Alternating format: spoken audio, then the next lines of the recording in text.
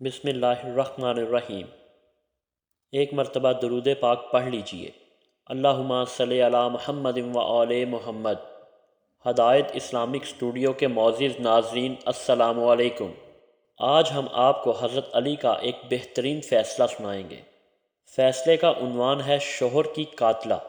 ایک عورت کے کسی مرد سے ناجائز تعلقات تھے۔ اس عرصہ میں اس عورت کی شادی کسی دوسرے شخص کے ساتھ کر دی گئی۔ عورت کو بڑا صدمہ ہوا، مگر ماں باپ کے حکم کے آگے مجبور تھی۔ آخر اس نے ایک پروگرام بنایا اور اس پر عمل کرنے کا فیصلہ کیا۔ حسب معمول جب وہ شادی کے بعد اپنے خاوند کے گھر گئی اور شب زفاف کو کسی چور راستے سے عورت مذکور نے اپنے آشنا کو اس کمرے میں داخل کر لیا کہ جس میں اس کے خاوند نے رہنا تھا۔ عورت کا آشنا ایک جگہ چھپ گیا اور جب اس کا خاوند اس کے کمرے میں آیا اور ارادہ نزدیکی کا کیا تو عورت کے آشنا نے نکل کر اس پر حملہ کر دیا اور دونوں میں لڑائی ہونے لگی۔ نتیجہ میں اس عورت کا آشنا قتل ہو گیا۔ جب عورت مذکور نے دیکھا کہ اس کا آشنا قتل ہو گیا اور خاوند خوف زدہ ہو گیا ہے تو موقع پا کر پیچھے سے اس نے اپنے خاوند کے سر پر ایک کاری ضرب لگائی، چنانچہ وہ موقع پہ ہلاک ہو گیا۔ صبح کو یہ مقدمہ حضرت علی علیہ السلام کی خدمت میں پیش کیا گیا۔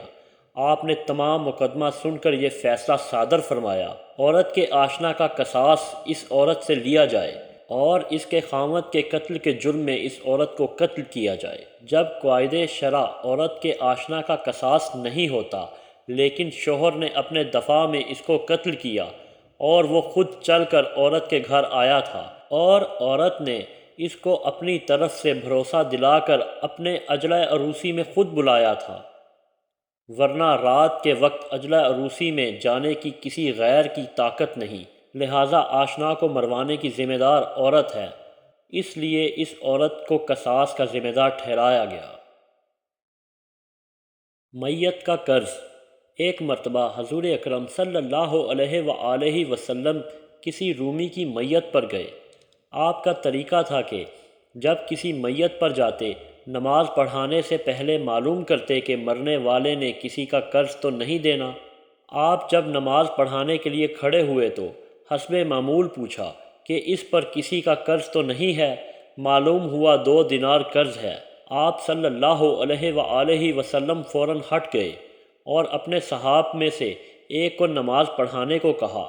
حضرت علی فوراً اٹھ کھڑے ہوئے کہ یا رسول اللہ صلی اللہ علیہ وآلہ وسلم 2 دینار میرا قرض ہے، جو اس نے دینا تھا میں معاف کرتا ہوں۔ اس کے بعد پھر حضور اکرم صلی اللہ علیہ وآلہ وسلم نے نماز پڑھائی اور فرمایا، یا علی خدا تعالیٰ تم کو اس کا اجر دے جیسا کہ تم نے اس کے قرض کو معاف کر دیا۔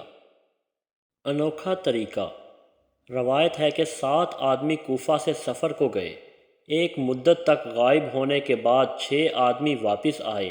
7ویں کی زوجہ نے ان سے اپنے خاوند کے متعلق پوچھا، انہوں نے کچھ نہ بتایا۔ اس عورت نے جناب امیر کی خدمت میں حاضر ہو کر دہائی دی اور کہا کہ میرے خاوند کو ان لوگوں نے قتل کروایا ہے، میرا انصاف کیا جائے۔ جناب امیر نے ان 6 آدمیوں کو طلب کیا اور مسجد کے 6 کونوں میں الگ الگ بٹھا دیا اور ہر ایک پر الگ الگ پہرا بٹھا دیا۔ پھر ایک آدمی کو بلا کر علیحدگی میں پوچھا تو اس نے انکار کیا۔